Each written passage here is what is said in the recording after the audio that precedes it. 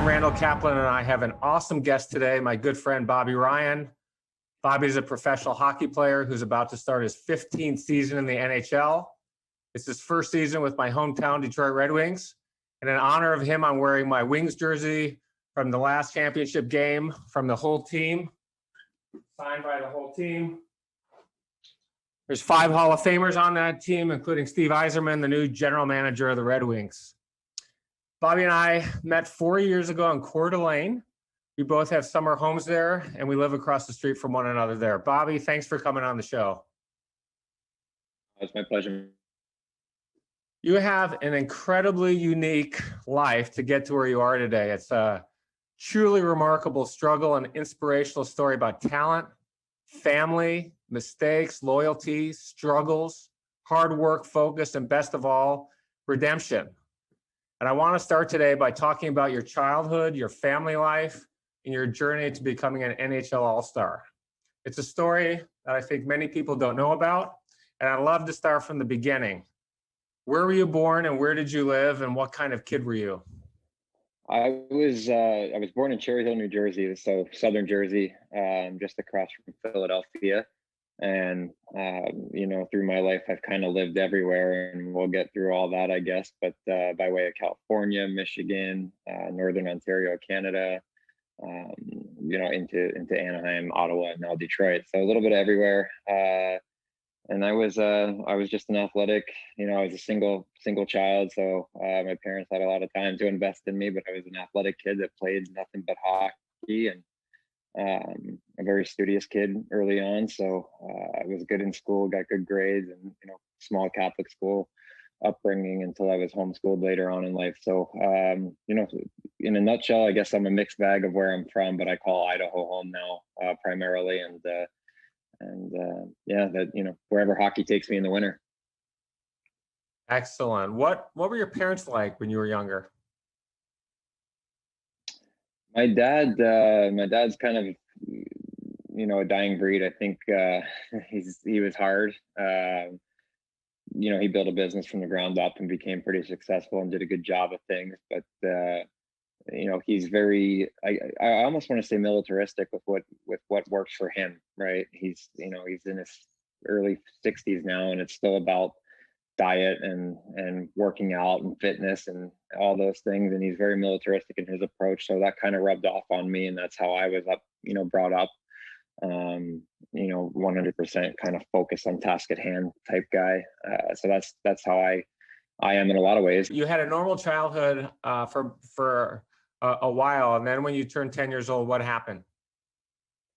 So, the story is pretty out there, but my mom and dad had an altercation that really had been coming for years. That became the big night and defining moment of my childhood, where my dad made a lot of mistakes that night, and we all suffered the consequences. But he went off the handle and got physical with my mom. I slept right through it, and it was the first time I actually have ever slept through one of those. There were smaller ones, but nothing of this scale. So I woke up at my grandparents' house the next day and still had no clue. My mom was in the hospital, my dad was on the run. So it was a big night. A night that I was 10, so I didn't know was coming, but I felt like something was always brewing, and this was the big night. It was a night that I'll never remember, but I'll never forget, if that makes any sense. Right. It does. Your dad had been at a bar. He came home very drunk, and then he became violent with your mom. It landed your mom in the hospital, 4 broken ribs, and your dad is charged with a number of felonies, including attempted murder. And you're 10 years old, and as you said, your life has now changed. What happens then? Your father is in prison. He makes bail. I post bail. I think his bail was $75,000. And then what happens? Yeah. So there's this kind of long lull in between where I hadn't seen any of my family, but mom got out of the hospital and came and lived with her parents, and I stayed there. My dad had obviously turned himself in, and about a year, it wasn't a year. It was a short period of time that he was behind bars before he posted bail. So we were in limbo, a major limbo, I guess. But when he had posted bail, he ran and decided to kind of flee and find a place where we could go, all of us. And that was my parents' decision that all three of us would go somewhere. So he was out on the run under an assumed name, and we were in limbo, just waiting, living at my grandparents, playing hockey, going to school, all the things you do. But we were doing them with the knowledge that we were leaving very shortly. And it took about a year for all of that to unfold before we eventually took off. Your dad had been in prison for some amount of time. You're 10 years old. Did you go visit him in prison? And what was that like? At that time, no. We weren't sure how long he was going to be there. And I don't think my parents wanted to make it a thing that they were seeing each other still talking kind of thing. So there was no real direct communication. And he wasn't gone too long. I wish I knew exactly, but I feel like it was a matter of months that he was behind bars. I remember seeing him when he got out one time at my other grandparents' house, and he said he was going to be going away, and he did. And then that was kind of when he went on the lam. So that was back in the old burner phone days where I would come out of school and we would talk for 5 minutes every 3-4 days, tell me where he was, looking at hockey teams so that I could go there and play. And then we would move on to the next location and we would do that. So I was in New Jersey just waiting to go somewhere all this time. At some point, your parents made up, they went together, you all made this plan. And so what happened? You're around sitting at night, the three of you at a dinner table, and your dad says, all right, I'm going to run. And I want you to join me later once I get set up somewhere. Yeah, I think for me, I was so young that it was just assumed that, we were going with them, but we weren't going right away. He told me he was going to go find a place to live, somewhere that we could hide, where he could secure all the documents to change our names and all that kind of stuff and be off the grid, but somewhere that I could play. So for me, I was so young that I looked at it like an adventure. I didn't know how life-changing it was. I really had no clue. I just knew that we were going to be going away for some time. I always thought we'd be back in New Jersey within a year or two. I really had no clue what was coming down the line for us and over the next couple of years. And I hope you're enjoying this video so far, but before we jump back in, I want to know if you've ever thought about what you need to do to reach the next level of success in your life. Over the last 25 years, I've been an advisor to more than 50 companies. I've invested nearly 100, including Google, Lyft, and Seagate, and I also co-founded a company that today is worth more than $15 billion. I've been incredibly blessed in my journey, and at this stage in my life, I want to give back. I want to share the lessons I've learned so you can reach incredible success way faster than I did. In my own journey, I've learned that having the right mentor is a massive advantage to achieving our goals. I'm hugely passionate about mentoring others, and I'm looking for a few hungry entrepreneurs who are excited to take action on their journey to incredible future success. So if that's you, I've got an opportunity. In the description of this video, there's a link where you can apply to work with me. All you need to do is answer a few simple questions, and if you're a good fit, my team will reach out so we can build a game plan together. All right, now let's get back to the video. So you drove across country, I read, to Washington, D.C., and then eventually you settled in El Segundo, California, right in my neck of the woods. And I think your dad had lived there before you all went there for a few months. So why El Segundo? So El Segundo is where we finished. We ended up first in Redondo, living above the old chart house there. And I think the chart house is still there, actually. I went and saw it when I was back living there with the Ducks. But it is. He found a place that I think everybody thought we would go to Michigan, Minnesota, those hockey states. He went there on a whim and found 2 Canadian coaches and a Russian coach that seemed to be a little bit above their time. So that fit the narrative that we could hide. California wasn't a hockey hotspot. He could play professional poker and make his living that way and kind of hide there, and there was no work stuff to overcome, and ultimately the weather helped convince them. So all those things kind of factored into that decision, and I was surprised when he did say where we were going, but it ended up being the move of a lifetime for us. When he was looking at places to go and he's in Southern California talking to the hockey people, did people know who he was? Did he tell people, I have a secret, don't tell? Or he just by that point had a new name? No, when we when he went, he had just saw the hockey team was being put together, and it was the first AAA team in the state. So it was the highest level of hockey they were ever going to have. He basically said, listen, I have a kid from the East Coast, my son, that I promise you just watch him once, I'll make your team. So I flew out, I tried out in a men's pickup game with, guys that are 30 and 40 years old. And the coach said right away, we have a spot for him, bring him back. So that, fast forward a couple months, we get back out there, and nobody knew the secret. My original last name was Stevenson, and now it was Ryan. So we did that. We switched my birth date. The problem was not in the ice hockey world, but in the roller hockey world, I was arguably one of the better players in the country. And they knew me from roller hockey, and there were pictures in magazines of me, talking to the next big thing in roller hockey and all that. And that was when that was the first time, like, we had to lie. I had to lie to straight up to say, no, I'm not so-and-so, when it clearly was me in these pictures. And people, it's amazing when you stick to something, and you're resolute with it, how much people let go and just not push. It became a one-time conversation with a lot of people. And although I think people knew, nobody ever pressed the issue. It was just, okay, you're not so-and-so. Even though I'm wearing the same gear as that picture from a year and a half ago, it all just kind of went away. Nobody bothered us about it.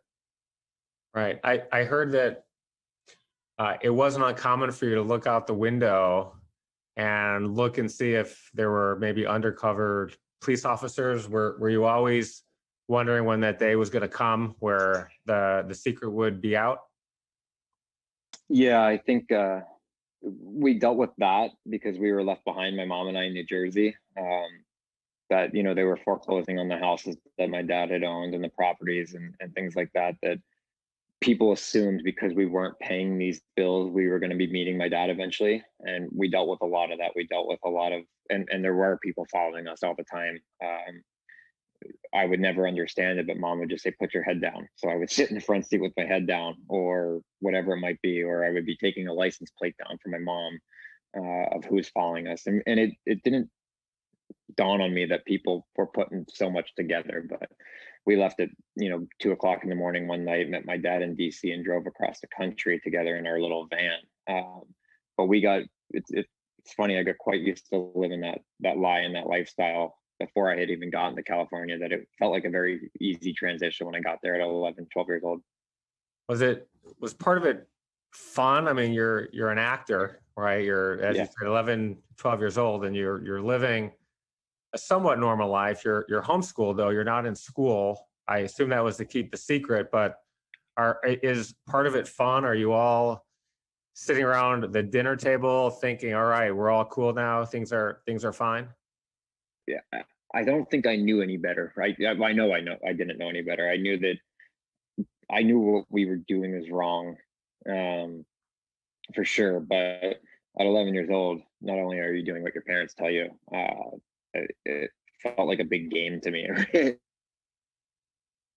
And you love your parents, right? You have a family, you want to be together, obviously. So, and it's your parents' job to raise you, to protect you. I had fun. So at this point, you found the Los Angeles Kings junior program and you thrived. How did the junior program come about? That was the team that my dad had set to try out with. So I got there, and within 2 days I was meeting my teammates and playing a game.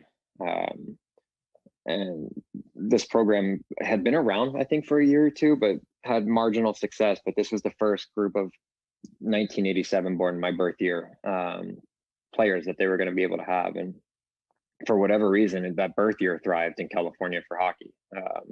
We had some great hockey players, and we had to play. We were so good for our age that we had to play up. And we're playing against 16 and 17-year-olds, getting our butts beat on the weekends. But then we're playing teams like Michigan, Detroit Honey Baked, and such, the elite teams, and we're beating them by 5-6 points in our own bracket. So my first year there, we went 39-0 and won the national championship. And it was the first time in Southern California that had happened. And I thrived in that program because of the guys around me, the kids around me were just tremendous hockey players. So I got very lucky that was the situation, because I don't know if that would have been the case had we picked another place to live. And at this point, you're 12 years old? Yeah, we it was 99, 2000 hockey season. So we won, I was 12. Yes. Yeah. Pee Wee AAA. And you're beating 16-year-olds at this point.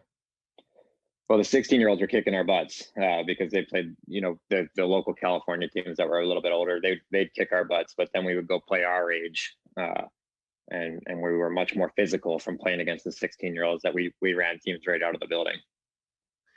And 2000 was also an important year because one morning people showed up at the door. What was that like, and what happened? Did they knock and say, "Hey, is somebody home?" Yeah, no, there was no knock. There was no knock. It was 4 o'clock. It was give or take 4 o'clock in the morning when they came, and they came in strong with the U.S. Marshals and batted down to, armed and I think that and I know this now, that they thought that they were going in for a guy that was going to fight and be armed and all this. And when they got in, they found a 12-year-old sleeping on a futon in a pull-out couch, right? I think they were a little surprised, but my dad obviously surrendered because I was in the crosshairs of everything and went peacefully. But it's a weird thing. I've said it in the past. They treated us with respect, even though they're taking away a criminal. And the problem was they knew that they were going in for a guy that had been convicted of attempted murder when it was that charge was a little more aggressive than needed to be. Right. So he has a 5-year sentence. He gets extradited to New Jersey, and now he's at Riverfront State Prison. You're playing hockey in LA. Did you have a chance to go visit your dad when he was in prison? I think eventually I got back a couple of times, but we stayed put in California. Things were going too well. That same year was the year that we had won later on. So he went away in January. We won in April. I was so comfortable in California with our new life, really, that I don't think we wanted to mess with that. Our team was just so good. Excuse me, there was no point to leave. My mom wanted to go back a little bit, but I convinced her to stay. So we ended up staying 3 more years there and won another national championship with the same group of guys. Got it. And when he was in prison, did you talk to him by phone regularly? Are they allowed to use the phone every day? Most of our communication at that point was by letters and phone calls. We stayed for another 3 years in California and didn't have the financial resources to get back to Jersey and then come. It just wasn't feasible. Mom was working 2 jobs. I was working as well at 13, sharpening skates for $5 a pair and doing anything we could get by. But we kept in touch. It was just in sporadic emails and phone calls and letters. So that leads me right into your mom. She's suddenly a single mom, and your dad's in prison, not making a living, and your mom's working 2 jobs. And I've heard she did some pretty remarkable things for you. Do you want to talk about what she did for work and how that factored into what you were doing? Yeah, yeah, of course. She was great. She held down 2 jobs comfortably. She worked at the Westminster Ice Palace, the rink there, during the day so that I could skate for free, do my school at the rink during the day. And then at night, she went to LAX and worked for Cathay Pacific in the lounge there for people before the flights. And that allowed me to be on standby for all my team's flights. We had to leave the state every other week to play teams to kind of gain that recognition. So she put in, 14, 15-hour days every day, came home, cooked, slept, went back and did it again. So she was remarkable for those 3 years. My parents divorced when I was 2.5, and my mom, suddenly a single mom, has to help support 2 young kids. My brother was 4, and I saw my mom work really hard. There were a lot of tough moments there where she was worried she wouldn't be able to pay rent. So it definitely had an impact on me. Did that also have an impact on you, just watching her work 2 jobs, 16-hour days sometimes? Yeah, I think I learned the hard work aspect through my dad, but I think I learned the dedication through my mom in the grand scheme of things, because she just put her nose to the grindstone and did whatever it took to get by.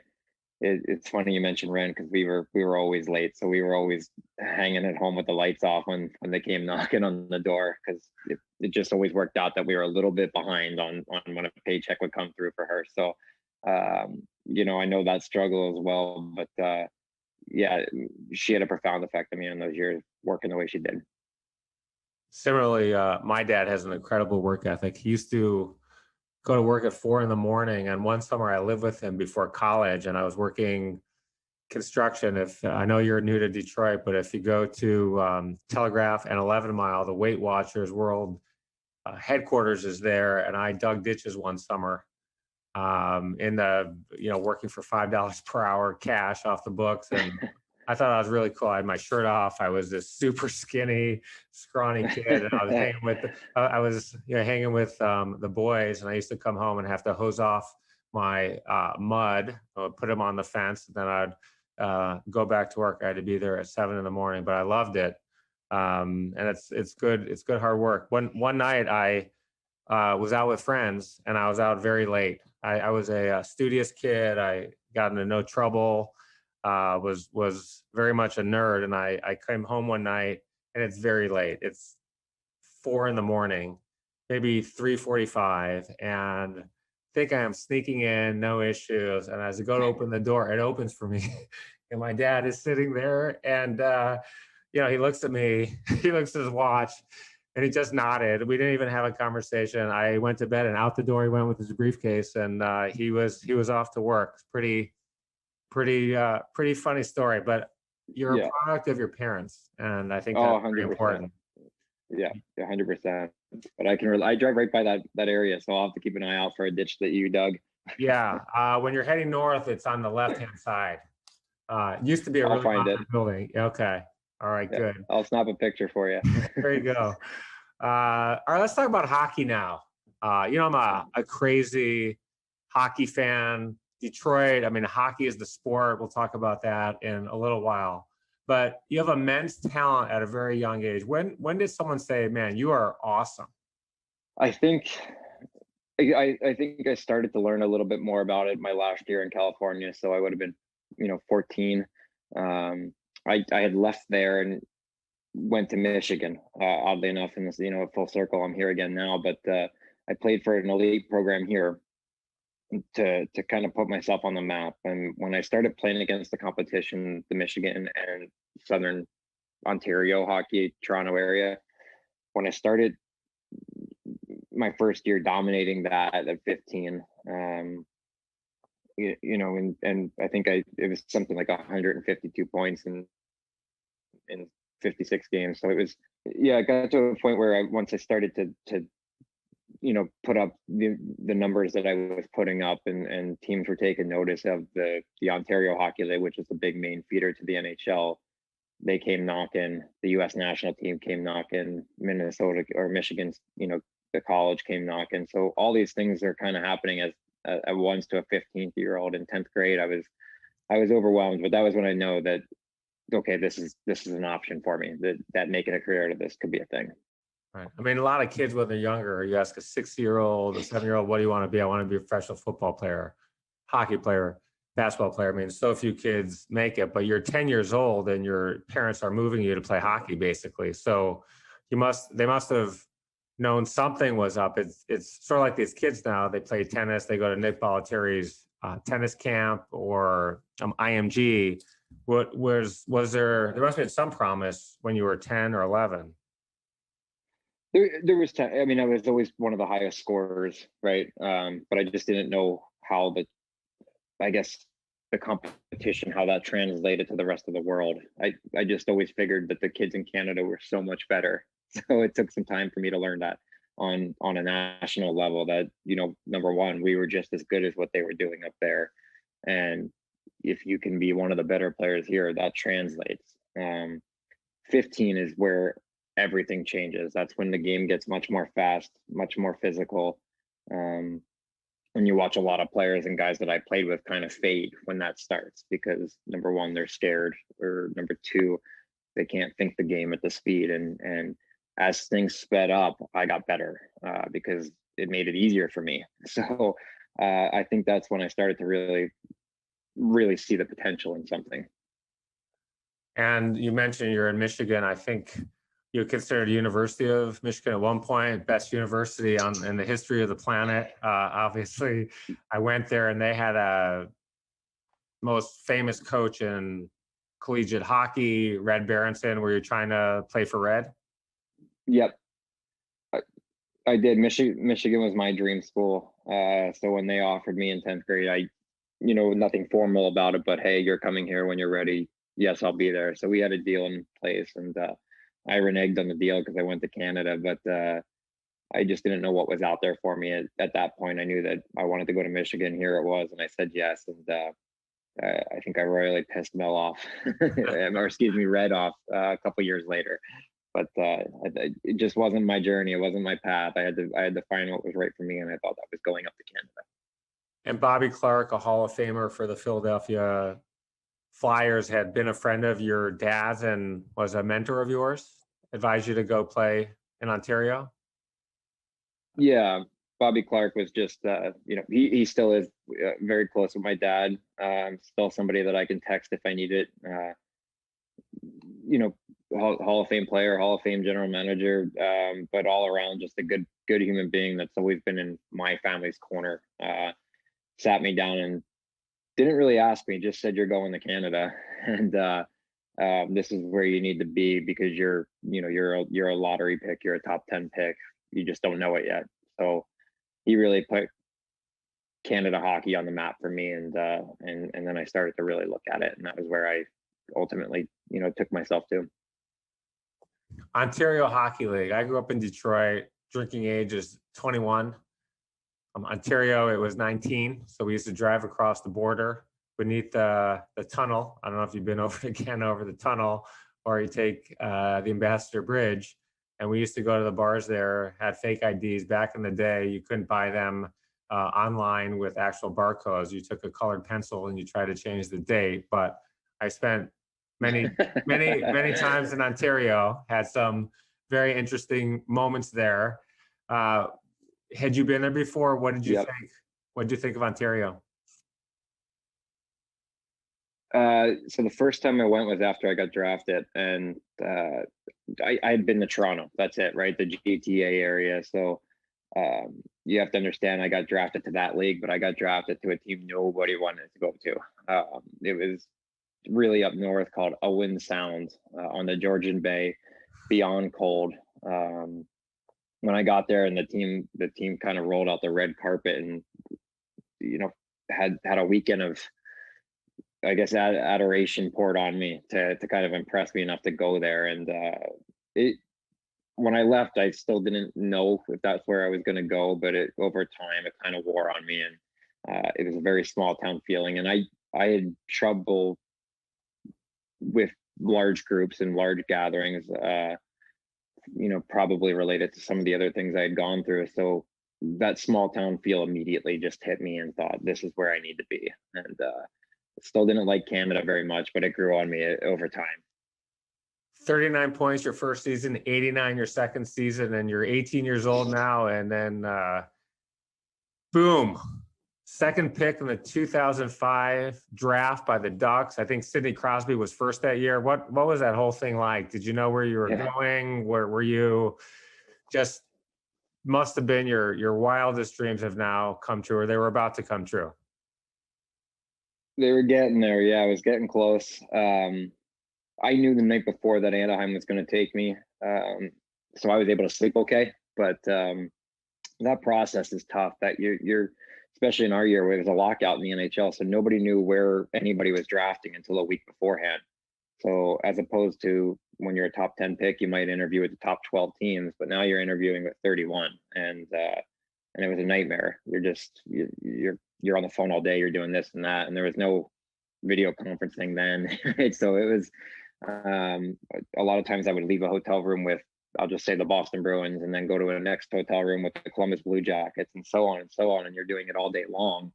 I was just happy to get that part of it over with. But yeah, it was a dream come true weekend. I got to spend it with my family. My dad wasn't allowed in the country, but found a way to the draft in Ottawa, and had to do house arrest after the fact. But it felt like a culmination of a lot of things.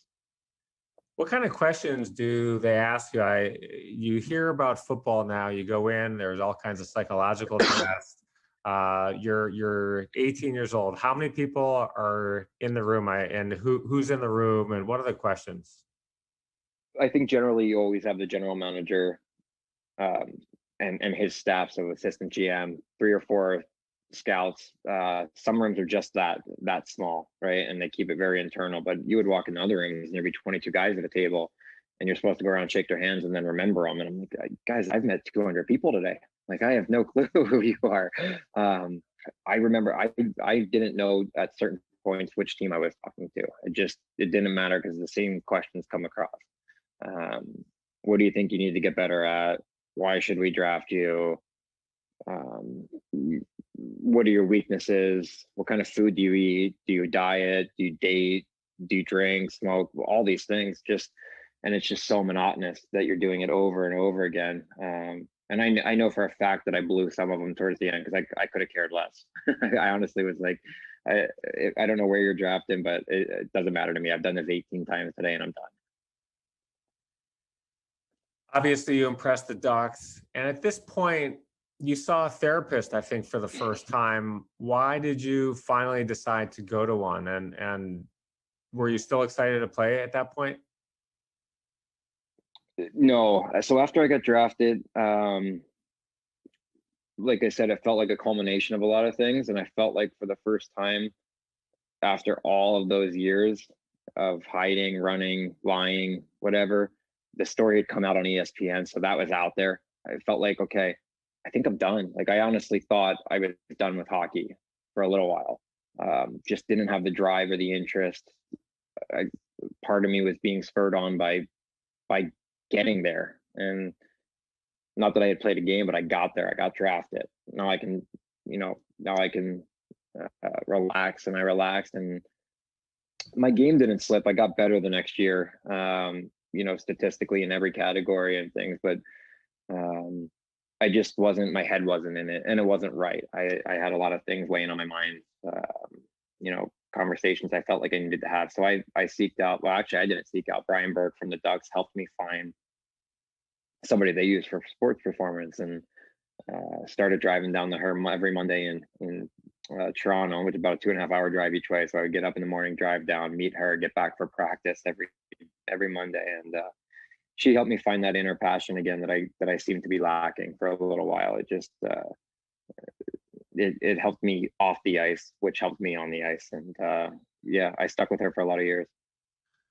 I think it's important to let our listeners and viewers know there's a stigma against going to therapy. And I've seen a therapist for a long time. I started seeing one as a child, was bullied as a child, and we all go through some struggles in life. I've gone through my fair share. When I got divorced, my best friend said to me, first thing you need to do is you got to find a therapist.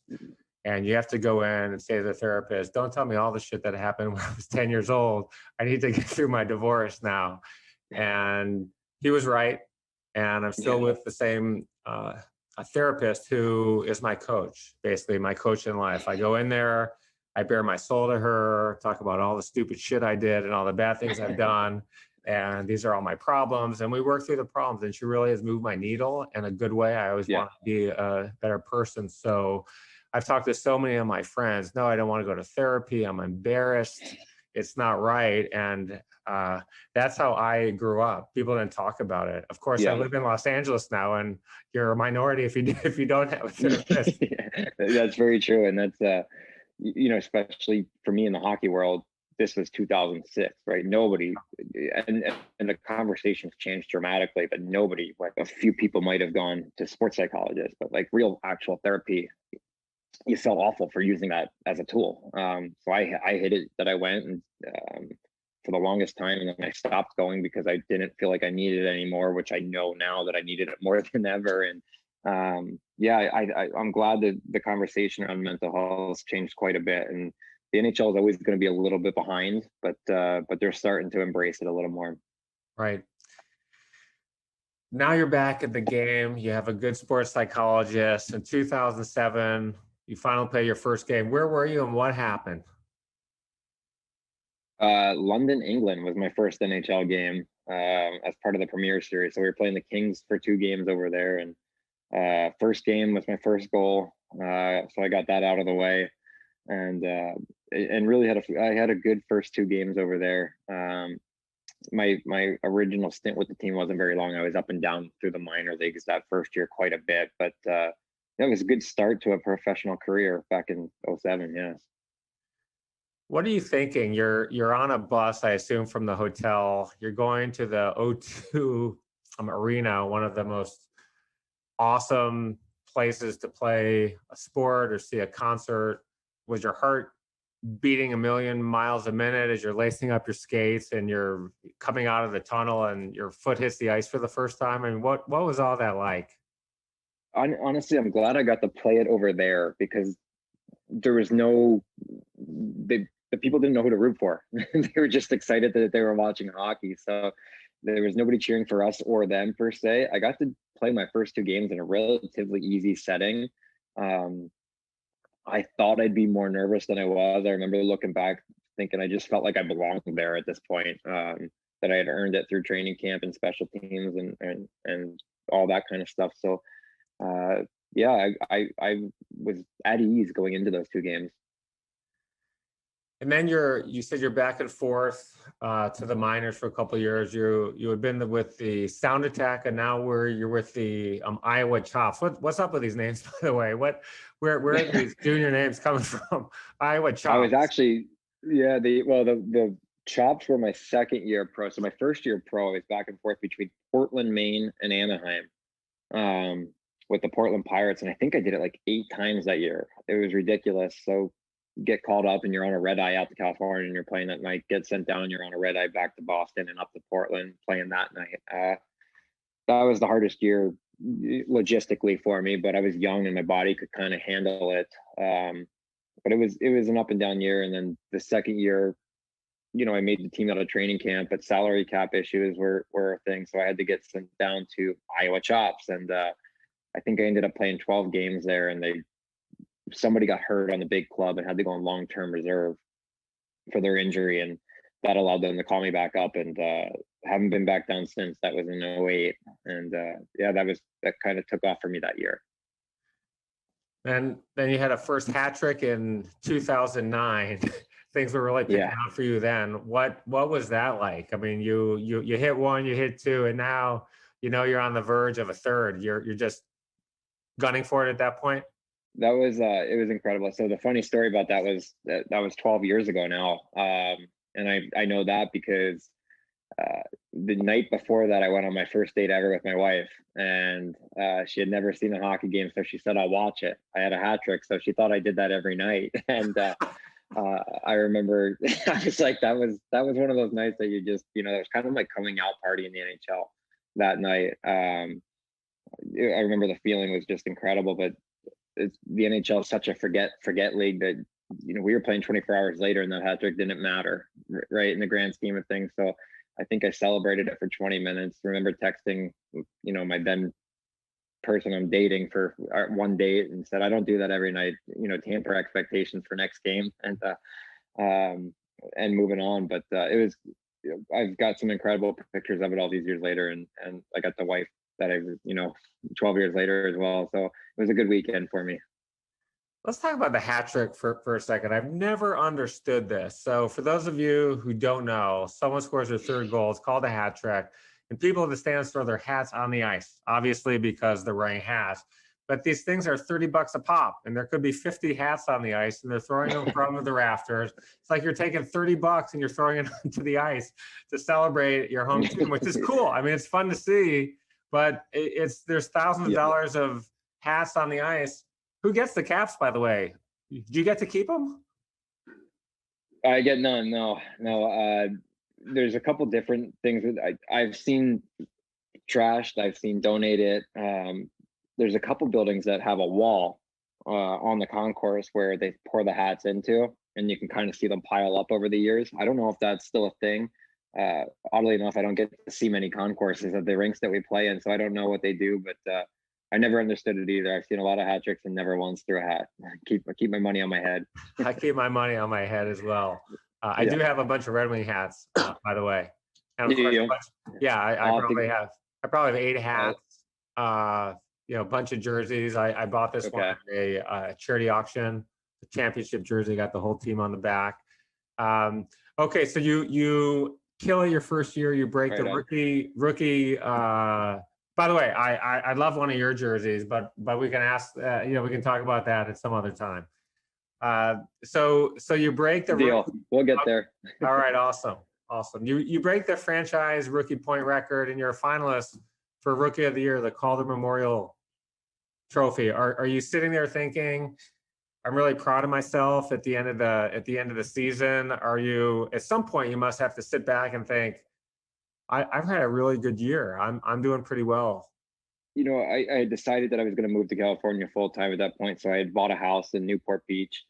I needed the money from the rookie bonuses to be able to do that. So I was like watching as that money came in. I was like, thankfully I can breathe a little bit, not only financially, but security. I know that I'm going to make the team next year. I took a deep breath for a little bit, but at that point I was just 21, turning 22. I was still hungry. I still wanted to get back to work right away. And really didn't take much time off, really just hopped right back into training that summer to continue it. And, we had a good couple of years together there in Anaheim.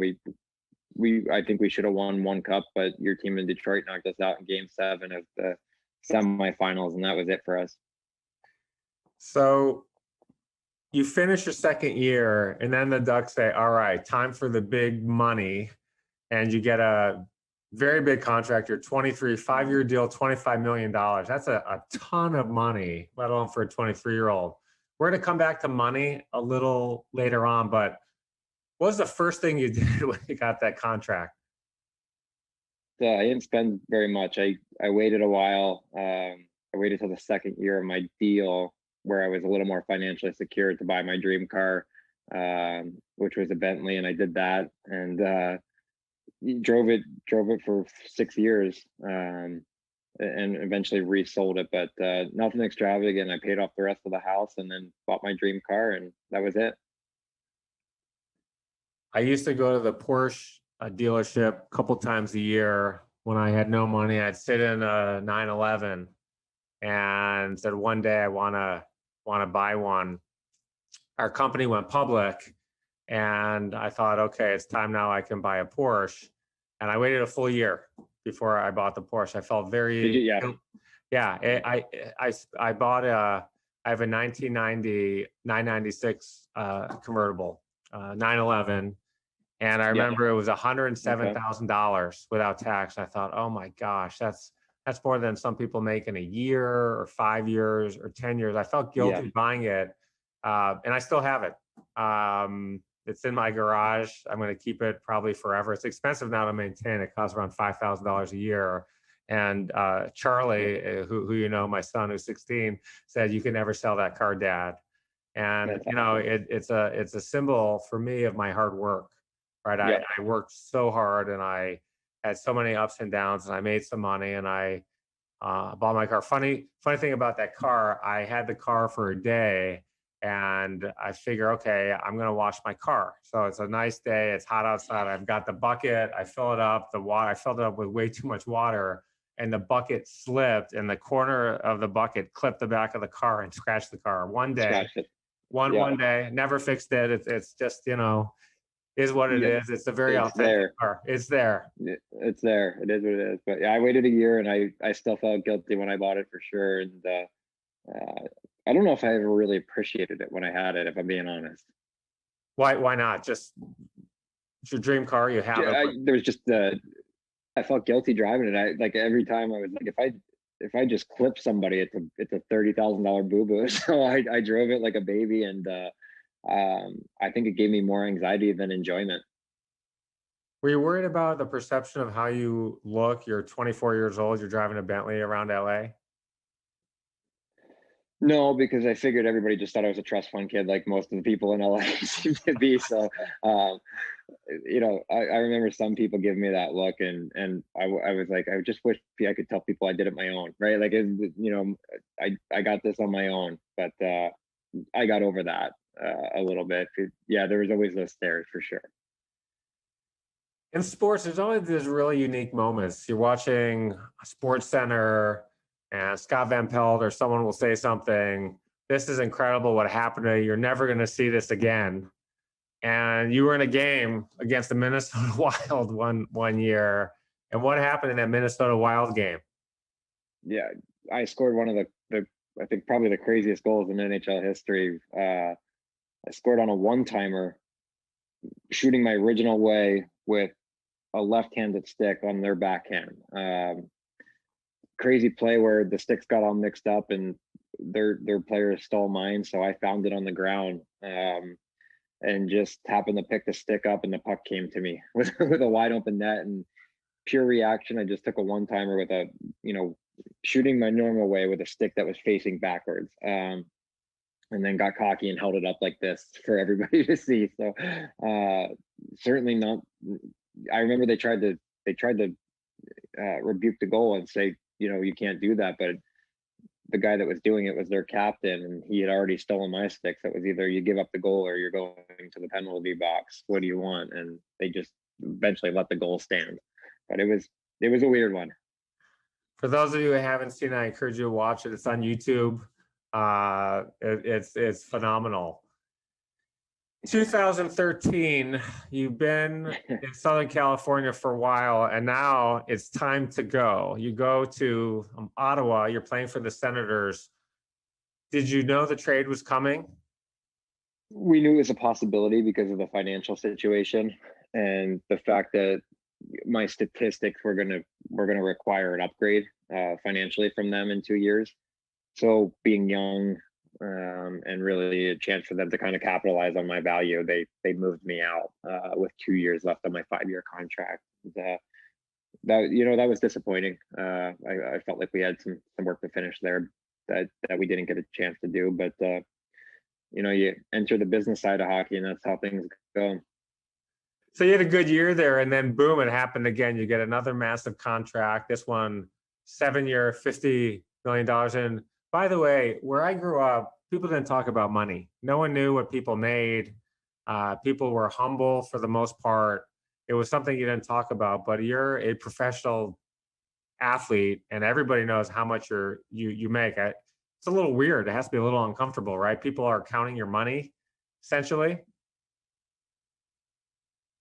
Yeah, it's definitely a weird scenario. People know what you've made to date, right? Or what you've made on any given day, and they break it down by period and second and minute and hour. And it can be a little disconcerting, especially I didn't have the best of my career, was not in Ottawa. So when you go through slumps and ups and downs in a Canadian market, and you're making 7.2, I don't even know what it was, 7.2 a year, the labels come with that. So it's a little disconcerting, and it gets old pretty quick. But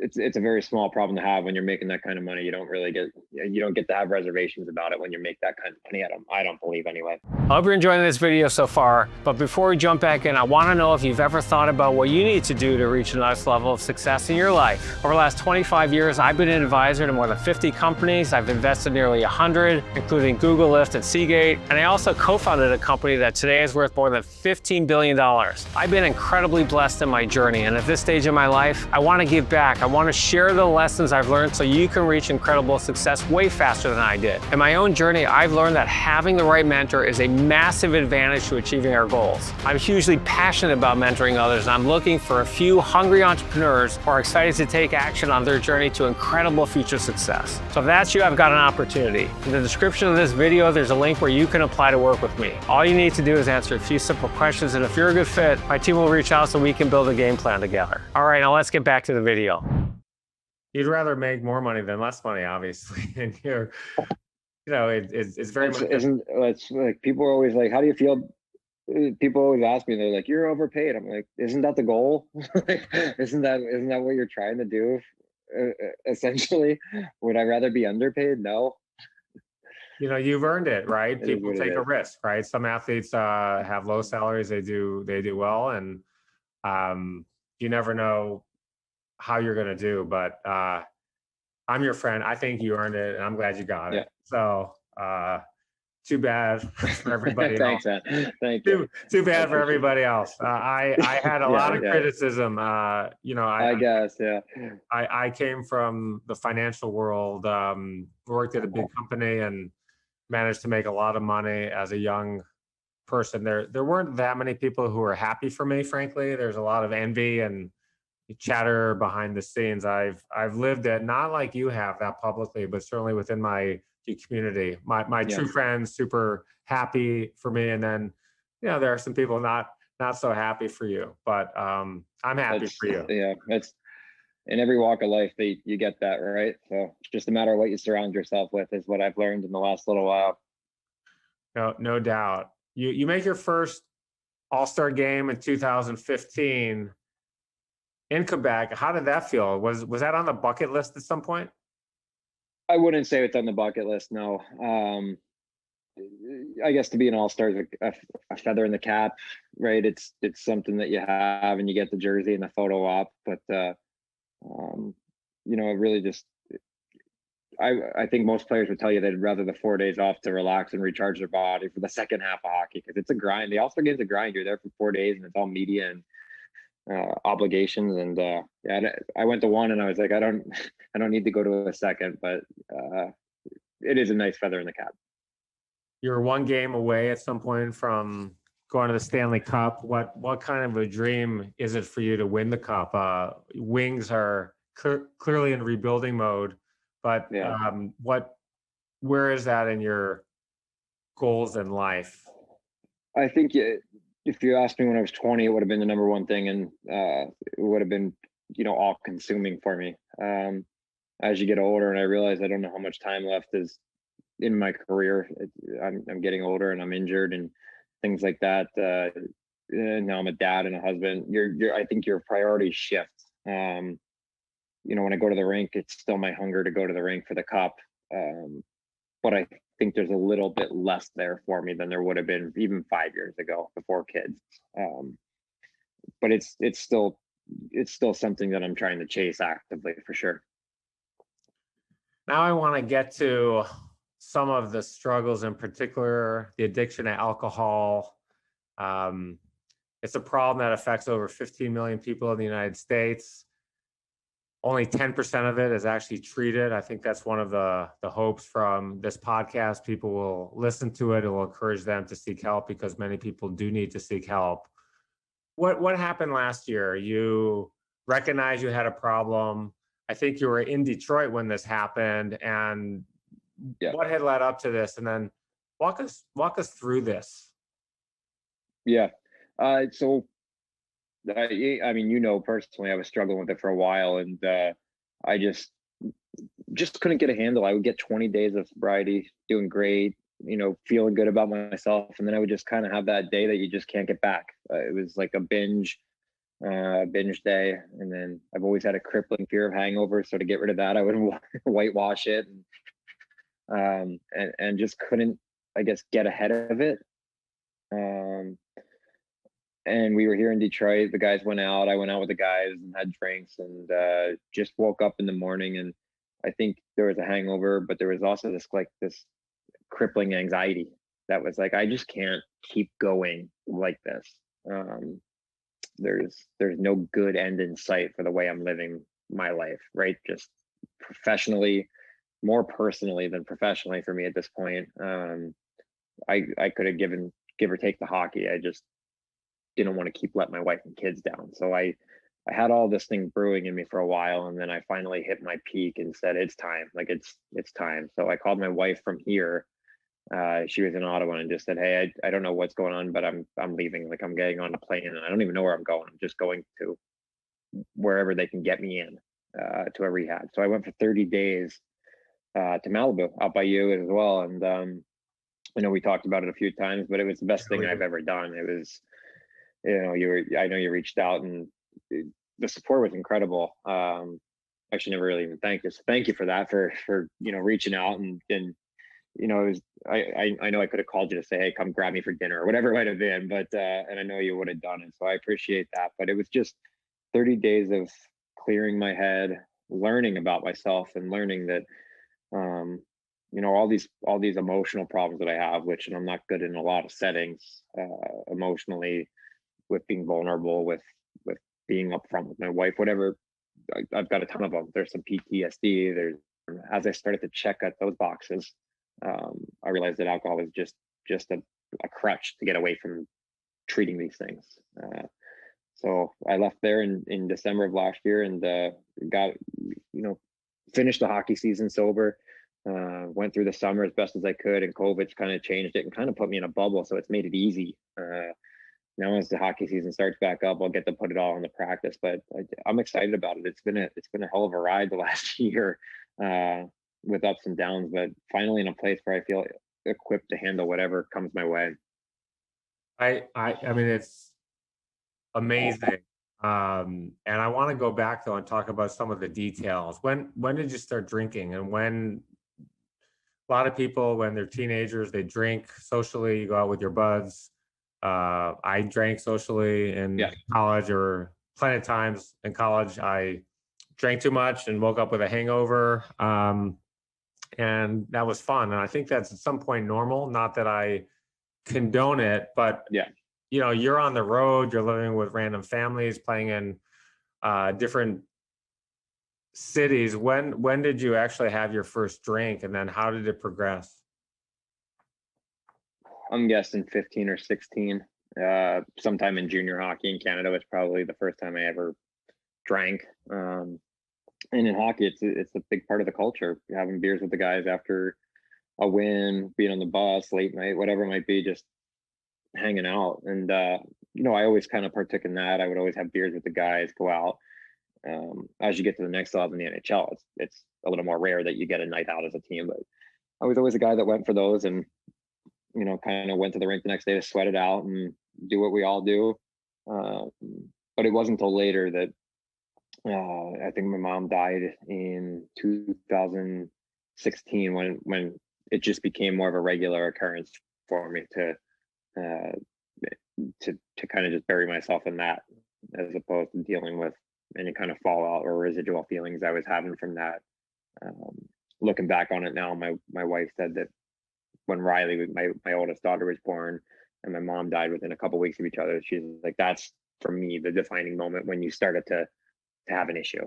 So 2016 to 2019 was my big, I guess, window of really being dependent on it. How often did you drink? I know obviously summer you're not playing, but during the year you said it's hard to go out every night. Would you drink alone, or would you only drink when you were out with your team or your buddies? Yeah, I would drink alone, but never never to obscene amounts. But I'd be at home with my wife or whatever, and we'd have a bottle of wine with dinner, and that was it. So I wasn't your everyday average drunk that left the rink, got drunk, did it rinse and repeat kind of thing. My big I was always okay with having 2 glasses of wine and calling it an evening, but I always wanted more. I just knew that I had to perform the next day. But every other day I'd have wine with my wife at home or whatever it might be, and then I'd go out on the road with the guys, and those were my blowouts. But it was getting to the point where I was thinking about getting to 5 o'clock dumping wine, or we were opening a second bottle and Danielle wouldn't have a glass and it'd be gone. So it was just all these little tiny minuscule details were piling up, and the signs were there. I just wasn't recognizing them, and she was, but she wasn't getting through to me either. So I was kind of lost in my world at this point. Did some of your friends try to help you? I mean, you and I were playing golf a few times, and we would hang out at lunch, dinner. You were over at my house a few times for dinner, and you were not sober. And a couple of times I was very worried about you, where you could hardly get the words out. And one time during lunch, and I said to Madison, I said, I think he has a problem, and he's my friend. And do I go to him? Is he going to get mad? Is he going to be insulted? Is he going to say, who the fuck are you?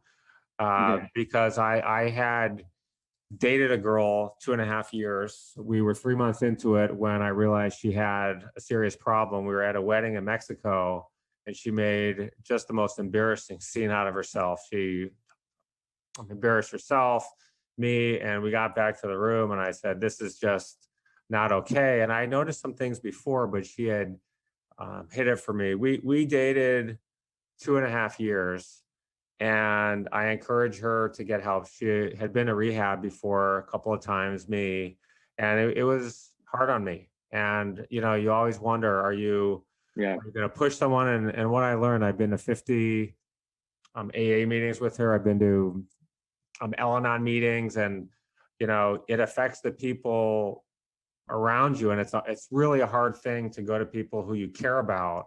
And you and I are good friends, but it's still just a very hard thing. I was afraid to come to you, even though I thought there was an issue. I think now if somebody had said something looking back, I don't think I would have been receptive to it. I think I had to. I think when you learn it, you have to learn it on your time and on your own. Like something has to click here. And what I learned was like, even the person I loved the most, when she mentioned it, it still didn't click for me when it was coming from her. So for me, I don't know why it clicked on that day that it did a year ago, but it did, and it rang true, and it's drastically changed my life. But it's I think people need to come to their own realization. You can get help getting there, but until you feel it for yourself, I don't think you have to have a rock bottom to get there to understand it, I guess. And I was lucky enough that my rock bottom was pretty high. I didn't burn any bridges on my way down. I didn't lose my money, my house. I didn't drive drunk. But yeah, I knew for a while I just couldn't get myself over that hurdle of getting help. Right. And you're right, it is harder on the people around you, because I watched her go through it for 6 months before I went. Right. I think one of the other things I hope people take from this podcast is that there's a lot of people out there who do need help and don't get help. The first meeting I went to with her, there were 25 people there, and I walk into the room and I recognize 5 people from my community, parents at school, very high performers, multimillionaires in the hedge fund world. And I'm looking around the room, and this is the reality for a lot of people. They have a lot of problems. And I do know many people who have a drinking problem who just should be getting help, and don't get help. The final straw for me, my girlfriend would often drive drunk. I mean, she was a mess. She would drink a few days a week, and it was just a bad situation between us. I have 3 young kids. I was divorced. She had young kids the same age as mine, and I would go out trying to find her in the middle of the night. I couldn't find her. She would call drunk, hang up on me. And that night before, and I was depressed. It was just so difficult on me. I thought I could save her. And, you talk about in these meetings, you have the master of the universe syndrome. You can you fix anything. And like you said, you can't. It has to come from you. But the final straw for me was my daughters were graduating kindergarten the next day, and 2 a.m, she went out and hit a pole on Sunset, and her fancy car was wrecked into a tree. Thankfully, she didn't hurt herself, and that was it. I'm done. I just can't do it anymore. And it's the friends that I have who've been through the program have all said they go to regular meetings, and you really have to hit rock bottom. You have to want to help yourself. Your loved ones can't help you and can't do it for you. Yeah. No, you have to have a desire to change things, because if you don't, you're going haphazardly, and you're not doing yourself any benefit. You're not doing the people around you any benefit. And I'm admittedly not a meeting guy. I find, and for me, going to meetings actually fuels my desire to drink, or my anxiety that leads to drinking.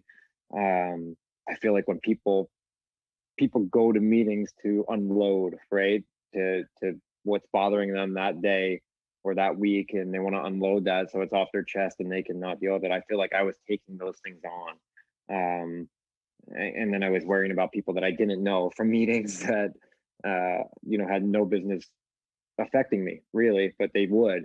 So, I work my sobriety a different way through therapy and reading and podcasts and all sorts of things. But what I've learned in my years that just what works for A might not work for B, and there's no scale of alcoholism. There's you have an issue or you don't, and even if you're a person that I've been to a meeting with a lady that had one glass of wine every single night for 50 years, but it took all of her all day long to get to that one glass. And then she would savor that glass for an hour and then do it. And then she said, I know I'm an alcoholic because as soon as that glass was done, I would start to think about the next one.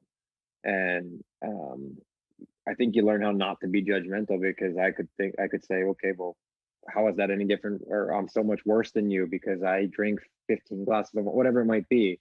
No matter how big or small, it's still an issue and it's still somebody's journey. So I learned that the meetings aren't going to be my way, but I tackle it differently than Joe Blow, and I'm there to support him in his journey as much as I can. But got to find what works for you. What was rehab like? I think a lot of people really don't know what rehab is like. You get there and what happens? What's the program? I learned from her there are various treatment programs. Some facilities run this way, some run the other way. What's it like? They go in, do they take your phone? Are you allowed to do certain things? Are you allowed to leave? Yeah, there's a 72 day or 72 hours, isolation period. So no phone. They took my passport. So I was left with my clothes on my back and in my suitcase, which wasn't much because I left from a road trip. So I had arguably the Ritz-Carlton of rehabs. It was a beautiful facility, very small. You're in a house with 6 other people, and you're getting what you pay for, or what the NHL paid for me. So my dues finally came in handy, but it's great for me. It was just, you get to go out and you go to the gym every day. If I had brought my hockey gear, I could have skated every day. There's different concessions for different ways of life, and the NHL was great about getting me to this place. But yeah, after 72 hours, you have full access to phones and tablets or whatever it might be. But for me, I was like, okay, I'm here to work. So I attended all the meetings, the lectures. There's a lot of them. Every other hour you're doing something, and when you're not doing something, you're kind of journaling or trying to figure out what works for you to, I guess, best sponge what's coming your way. So in 30 days, you kind of got to develop a program for yourself that's going to work for you outside the walls. And I got very lucky in the sense of the place that I was gave me those tools, because I learned very quickly that I'm not going to be a meeting guy, but I'm going to be a therapy guy probably for the rest of my life. And are you doing therapy now? Yeah, it's been the best thing I've ever done. I left there and went right back to Ottawa. Was home for Christmas and met my new therapist there. She's from Ottawa, so we're on Zoom now that I'm traded, but I'm going to continue with her until she feels like I can make a transition to somebody else that's going to be local. But yeah, it's cognitive behavioral therapy, CBT as it's called, and by far the best thing I've ever done is learn how to deal with alcohol through that, really. How much healthier is it mentally now that you don't have kind of the physical hangover from the drinking? I mean, your bloodstream is clean, your head must be a lot cleaner. What Yeah, does that feel like? I feel incredible. It's nice not to the physical side. My body's never felt better. I feel like I'm younger on the ice, more powerful than I have been in years. But those are far secondary to like the mental acuity, I guess, that I've gotten back to clarity. There's no fog. There's no waking up and asking or thinking about what conversation did I have with my wife last night. Did I check that box? Did I do this or that? If I said something wrong, if I forgot to do something, whatever it might be, the things that you just don't do when you're in a state of a couple glasses of wine. So I got rid of all those things, and the mental side of my life just changed dramatically. I'm closer with my kids. I'm able to tolerate more. My short fuse is getting longer. It's still short, but it's getting longer. So all the benefits far outweigh, being a drunk. You're doing great. You came back, and one of the great moments of the year, first game, what happened? My first game back at home, I had a hat trick. I had a hat trick again. So I think it had been five years since my last hat trick, and it was on the 101st day of being sober. Really kind of the best part of the last year, that's for sure. All the journey, and to come out and have a hat trick it was just incredible, right? I only had one goal all year leading up to that, and to have three the night you're back in front of your home fans and the building erupts, just a magical evening.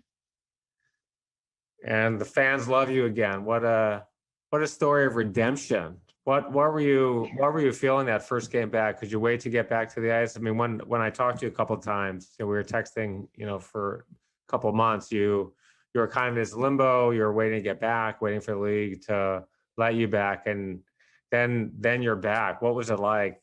First step on the ice. I can't remember. I don't remember being that nervous for a game in a very long time. I think I was more nervous to impress my wife again, right? To have that feeling again, and playing in front of her. And, I knew that Ottawa was a very small community, even though it's the capital. So I knew that they were going to be good to me. But, to kind of reward them for being patient with me through the process. I was fed up with everything I was going through at this point. I just wanted to play, and it felt like there was another hurdle every week that seemed imaginary. So I didn't know if I was ever going to play at this point, but to get back and be nervous and have that excitement to play in the league again, and then do that, just incredible. Very emotional night. I was wrecked. I was wrecked for a couple of days. I think the next game was just two nights later, and I was exhausted still, just physically and emotionally spent. Right. Let's talk about Detroit, my hometown. You had been there before. The Red Wings rule the city. You signed in the offseason a 1-year, $1 million deal. We talked about Steve Yzerman. I'm wearing the championship Steve Yzerman jersey here. He's a hockey legend, one of the best players in league history. He is a god in Detroit. End of last year, he became back to be the Wings general manager. I want to tell a quick story for I think the Wings in their history have won 8 or 9 championships. And for a while, they were terrible. They were called the Dead Wings. And I was a freshman at college. My stepdad had tickets, season tickets, and I took one of my friends. We finally make the playoffs. I'm going to the first game, super pumped, drive from Ann Arbor to the Joe. And I've been a Red Wings fan forever. I think my first game I was in footies at Cobo Hall, which you probably, the new Cobo Hall is not what the old Cobo Hall is.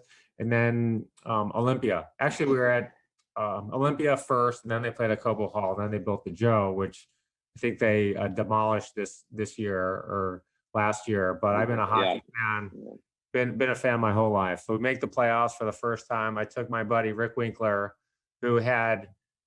we had been at a fraternity party the week before, and Rick was in the wrong place at the wrong time. The nicest guy ever, and he gets popped in the nose. The fight breaks out in the fraternity party, and he gets hit. Not in the fight, but he gets hit. Breaks his nose. So we go to the game, and he's wearing this huge white mask. He's all taped up. He's got like the plastic over the nose, and Gerard Gallant for the Kings scores 57 seconds into the game, and place went bananas. I'm pumping my fist, yes, and I accidentally hit the nose. And you busted him open again. Off comes the mask. Is streaming blood everywhere, and I stayed in my seat. I didn't want to leave. And so he went off. He gets off. He goes, gets the tissues, comes back. I said, hey, man, I feel really bad, but I want to watch the game. He's like, no, totally cool. So Winks, you're going to hear. Awesome. Winks, I know you're going to listen to this. I know you're going to watch it. I'm sorry about that. I love you, buddy. But okay. So Steve Yzerman is the GM, and I read you were his first call. How'd that go? And what's it like to be in the Motor City playing hockey? I'm stoked. I can't wait. We've settled in nicely. My conversation with Steve was incredible. I think we both acknowledge, listen, you're getting older in the league, but there's still some hockey left in you. Come here, bring it here. Bring that hockey that you got left in you, and we'll try to maximize it together. One of my friends, Bo Hostler, is a PGA Tour player. He was the college player of the year. He was up with Madison and I. We flew up. He was our guest for the weekend. And I thought it'd be cool. We got a pro hockey player and a pro golfer. And I just want to be in the middle of the conversation. I mean, I was just fascinated, and I knew nothing about golf. First, I have to thank you for tolerating me on the golf course. At one point, I was the worst player at Gosler, where we have our homes. But I promise you, I'm coming back with a vengeance. I'm actually taking golf lessons at this place called UGP, Urban Golf Performance here, and I'm going to be significantly better this year. And shout out to Matt Parkovich, my instructor and friend and coach. But I'm super excited to play. But thank you for putting up with a guy who loses 30 balls around. But not going to happen. It's all good. Not going to happen this year. You'll see a much better player. But the cool thing for me that round was he asked you something which was kind of like a ding ding ding moment for you. He said, "Hey, when did you know you were better than the rest of the guys?" And you were basically saying to him, you're playing with all these guys who are not going to make it. You can see they're not going to make it, but they can't see they're not going to make it. So what's that like? You've got teammates, you're better, but the margin there is small, but it's huge at the same time. Yeah, I think the margin's much more noticeable when you're in it as a player than what meets the eye. A lot of people will say, this guy's so skilled, he should be there, but skill doesn't necessarily translate. You need to apply that skill at speed. You need to make decisions at speed. You need to be able to apply things to certain situations, and you can see when you're on the ice that a guy can't see a play forming, or a guy can't make that 10-foot outlet pass that just makes the game much easier on them, right? They have to skate themselves into trouble. Those are things that when you're playing with guys, you're like, okay, this is about as far as he's going to be able to take this game. And that's frustrating because you want, especially when your teammates at young age, juniors and things like that, you want to see guys succeed. But at 15, I think you can already start to see the game passing guys by.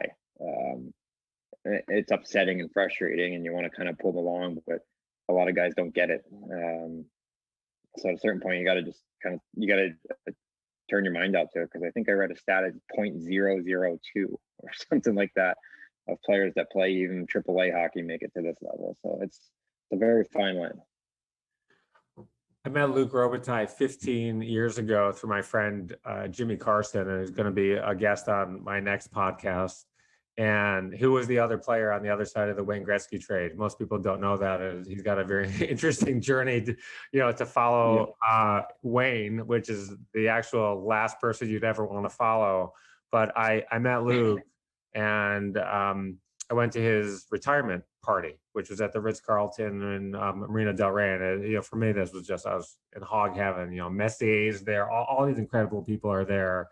And Marty McSorley was reading the scouting report for Luc. And he basically said, I think it was like an 8th or 9th round pick. And it's too small, can't go in the corner, lacks speed and lacks hand-eye coordination. And he finished his career as the highest scoring left winger in professional history, in NHL history. Yep.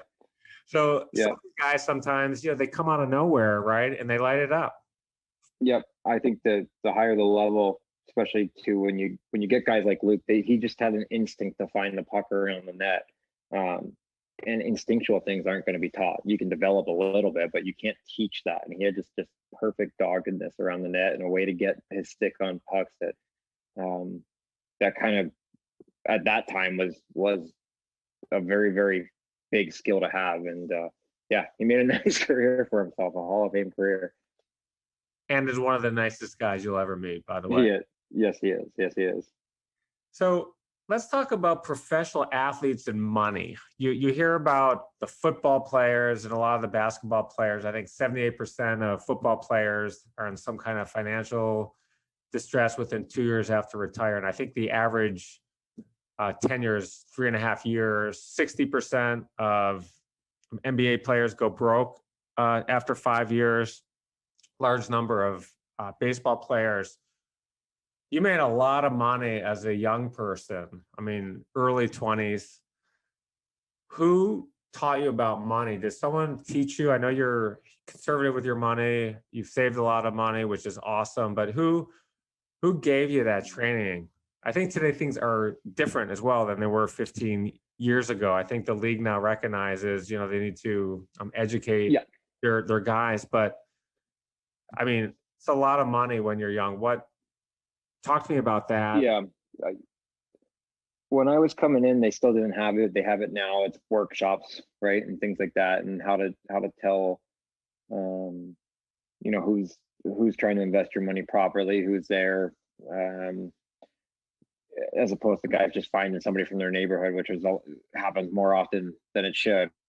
So the NHL's got a pretty good protocol in place to educate some young players on how to find somebody to invest, which is the biggest part of it, right?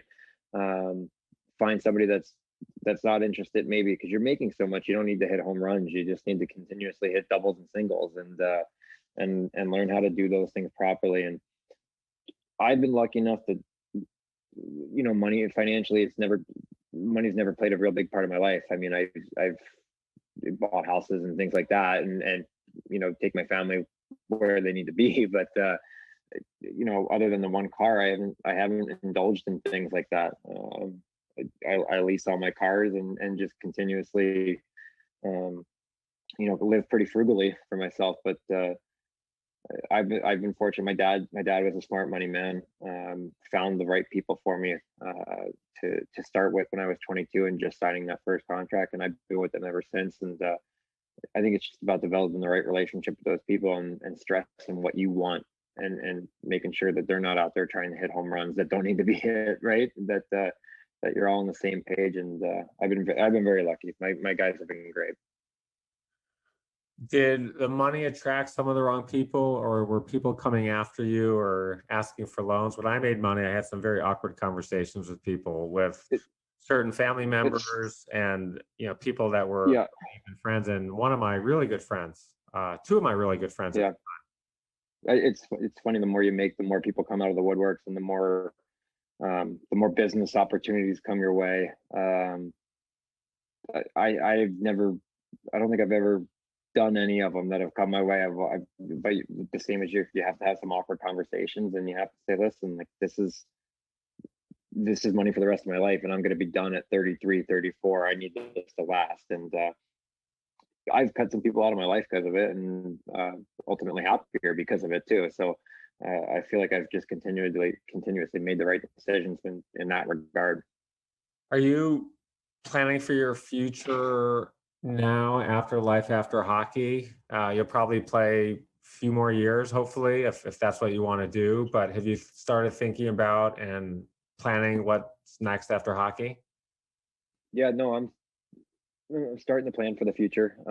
I don't think I invested enough time in it as I should have, but I was fortunate enough to build a pretty good cushion that I can take the time when I'm done to make decisions about what I want to do and how I want to do it.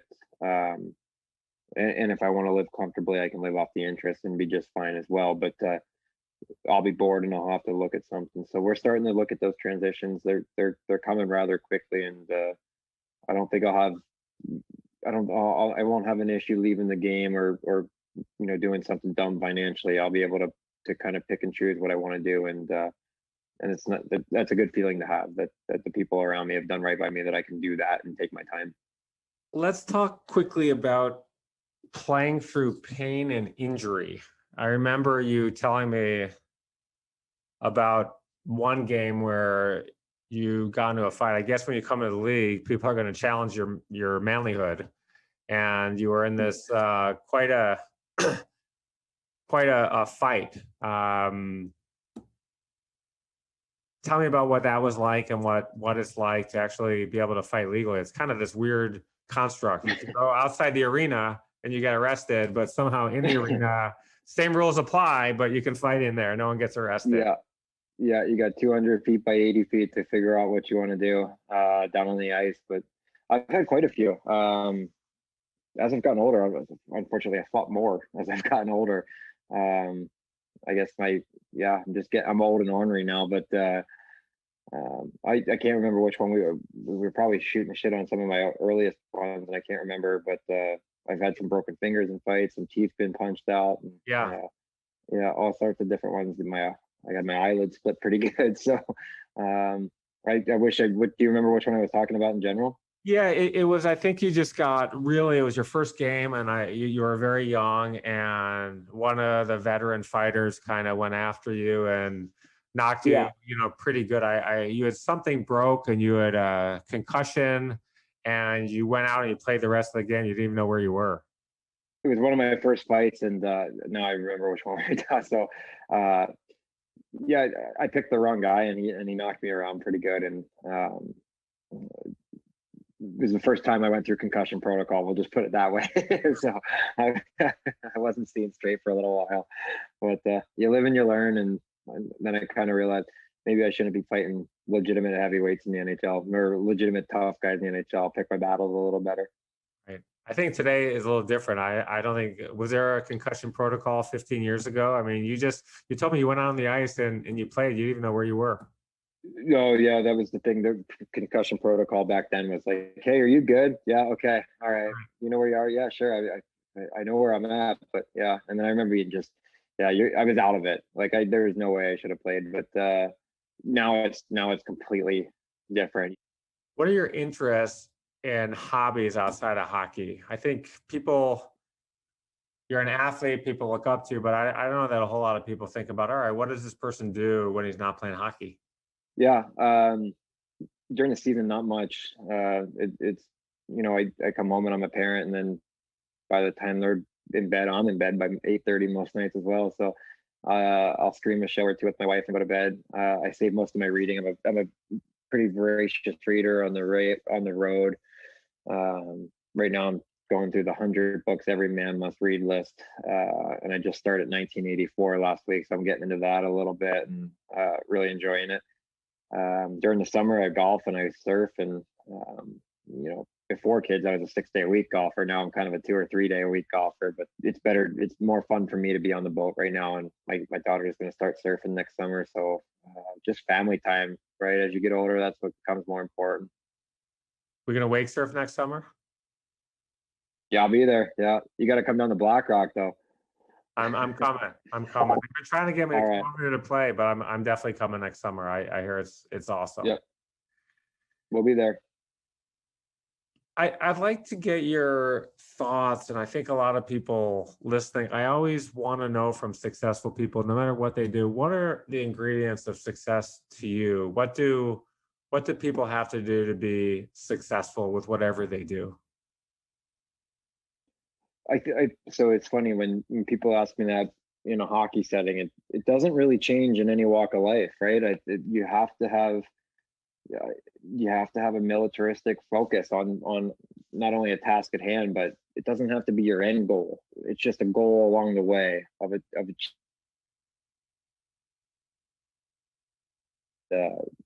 For my whole life, getting to that end goal, I had little small steps that I needed to make to get there, and every step was a mini success that I celebrated, but it's ultimately got me one step closer. So you have to have an approach that can get you there slowly and incrementally. You have to be able to outlast anybody that you're going against, a competitor. You have to be able to just be 5% more than what they can give you. If it's a 40-hour work week, you find a way to get 44 in. Like those are those little things that I find that add up over time, and they're not noticeable things, right? They're not things that get adulation. They're just small little workabout things that can kind of get you an edge on people. And then a support structure, people to bounce ideas off of, people to call you on your bullshit when you're wrong, and the people that are ultimately going to be by your side whether you fail or you succeed, those are things that you need to have. And if you don't have that, you have to build something of that regard. And, somebody told me, and somebody that I speak really highly of was a member at Gaza Ranch, and a close friend of mine told me about 10 years ago. He said, in life, there's givers and there's takers.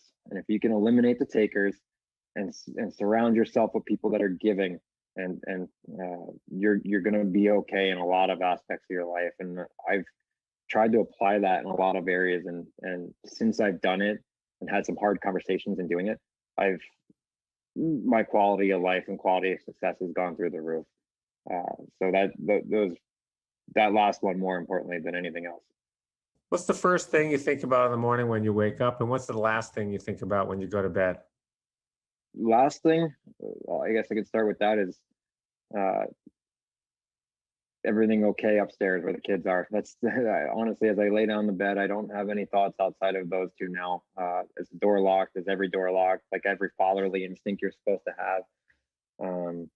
The first thing, and that in my life changed dramatically, is setting a intention for the day, and that's kind of ties in with AA a little bit, but every day, and I write it in a book, and I keep a book that I follow every day. I go and I read what my intention today is, and I set the intention a few days at a time. So some days I'll wake up, I'll go read that, and my intention of the day is sometimes just get the day started, just get it going, and then other days it's something hockey specific or something wife specific or whatever it might be. But the first thing I think about is how can I achieve the attention that I had set, yeah, that's another positive thing if you can get to it, and setting intentions. It's changed my life a lot. Do you write down your goals for the future? What are your goals for the future? You're still very young. I write down. Yeah, I haven't written down life goals or anything. I right now it's season by season goals, and those have changed drastically. But yeah, I actually spent about an hour and a half doing it the other night. I wrote down every goal that I have, whether it be on the ice or off the ice this hockey season. And yep, set the goals, and now I set one little increment to get to each goal. I've had a personal business plan that I keep each year. I check it each year. I have a reminder in my calendar each 2 months to go through it, and I have various goals. I have personal goals, things I need to work on, family goal, friend goal, and then don't just write it down once. You got to go back and look at it, and you got to treat it like it's actual work, because it is work. It's hard work. It's hard work. Yeah. My wife finds me exhausting because I have to go back through the book 5-6 times a day to make sure I'm checking. I write down everything I eat, every calorie in, every calorie out, but I live by that book right now, and that book helps me not only stay sober, keep me accountable in the rest of the areas that I need to get better at. So as much as she needles me about it, I think she's pretty happy I have the book. That's great. We're almost at the end. I want to know, what kind of advice do you have? 3 to 5 best pieces for people who are young. I'm not talking about athletes. I'm talking about people in general. You're a professional athlete, but you're more importantly a human being, and you've been through so much stuff in your life. Your experiences are so unique. I don't think there's another person in the world, frankly, who's been through what you've been through, for better or for worse, and it's for the better. I think we always learn, and we're better people coming out of hardships. But what are some of the 3 to 5 pieces of advice you would give to younger people, or even people of my age, who want to do better and improve themselves? For me, I hate dishing out advice when it's not specific to something, but I would learn to control the controllables, right? There's so many things, especially with the state of the world, the pandemic, COVID, job security, all those things are so beyond a lot of our reach, right? So control what's controllable, like have the things around you that mean the most to you, and when you can control those, and let the outside influences do their thing, your world will get smaller and it'll get easier to manage. That's something that I've always found. Never let any, can you hear me still? Yeah. Just making sure. Yeah. For a second, I would never let any kind of outside voice dictate the way you're going to live your life, whether that's a good inside voice or good outside voice or a negative or a positive. Just don't let them wear you down, I guess, right? Or don't let them build you up to when you do fall, it's going to be a crumble, right? You just got to continue to be on that even keel in those aspects. And then, third, I had something in mind, and I that's what I was going to say. Is like, I guess it would just be never too high, never too low. It's a sports cliche that I use, and it sounds like a sports cliche, but it's about, I guess, never being above yourself. I guess never being braggadocious or being too high up in the wave, because that wave eventually going to crash down, and you're going to be in the low end looking up at somebody. And don't go with the wave. Try and be a Stephen Keel. And I apologize because I'm not as eloquent as I think I am sometimes, but just be an even keel. Never too high, never too low. That's what I'm saying. Hockey teams, ups, down. Like, if you go with the wave and you get low, you're losing 10, 12 games in a row, no problem. So I was like, if you can kind of keep your head above the water at those times and stay treading, you're going to be good. It's great advice. In closing, we've really covered a lot of things. I want to ask, is there something we haven't covered that you want to talk about, or a message you want to share with people who are listening to the podcast? No, I think we've covered a lot. We talked about the biggest part of it is the alcoholism and addiction, whether it's alcoholism or whatever it might be. I think, I've done a lot of little interviews and things now, and I try to always urge somebody that you don't have to admit you need help, right? But what I urge people to do is have the right conversation. If you're thinking it, you're probably needing it, right? If you're starting to think I drink too much, or I have an issue with this, your friends probably already think it too, right? So I would always urge somebody to talk to the one person you trust the most, admit to them where you're at, and go from there. And it doesn't have to be a big thing. It doesn't have to be a little thing. It can be a very small conversation that gets the ball rolling. And that's ultimately what it's all about, is getting the ball rolling, because life continues to get better when you do. Awesome. Bobby, again, I can't thank you enough for being here, sharing your story. You're an incredible person. You're a great friend, and you're an inspiration to so many people, including me. So thank you so much for being on the show. I'm very grateful. It's my pleasure, man. Thanks for having me. Thanks for rescheduling for me a few times. I appreciate it, but I'm glad we could make it work, and I'm looking forward to it. And I appreciate your friendship, man. It's meant a lot to me last year. When you reach out, it really does mean a lot. So continue to do so, and I got your back if you ever need anything as well.